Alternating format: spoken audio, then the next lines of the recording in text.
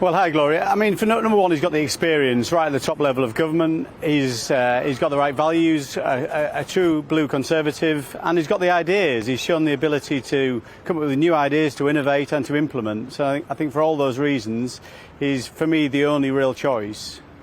The fight is now really bitter, a series of attacks not just on each other from the candidates, but on the record of your government.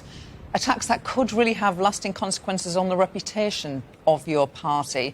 Would you advise the candidates to rein it in? I'm all for a robust debate. You've got to challenge other people's thinking, other people's ideas.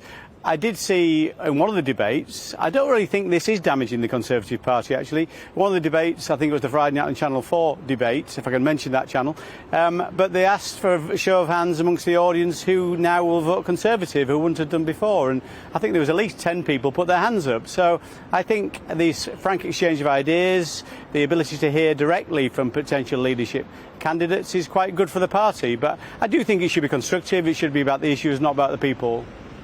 Would you say that it was constructive for your candidate Rishi Sunak to call Liz Truss a socialist and ask her whether she most regretted being a Lib Dem or voting Remain? Was that below the belt?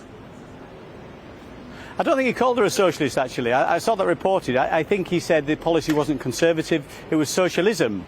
Just because you have an idea that appears socialist doesn't mean you are a socialist. I don't think Liz Truss is a socialist.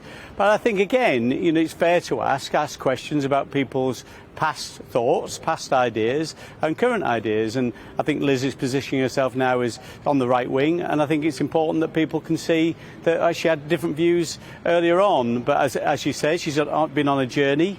I respect that, and I think for me now she's more towards the right place than perhaps she was before. But nevertheless, I think it's fair to raise the issue. She did fire back at Rishi Sunak. She had a go at him, or insinuated that he had had a privileged private education unlike her. Is Rishi Sunak too rich to be Prime Minister? No, not at all. And I think it's really wrong to criticise somebody for where they went to school, whether that be a state school or a private school.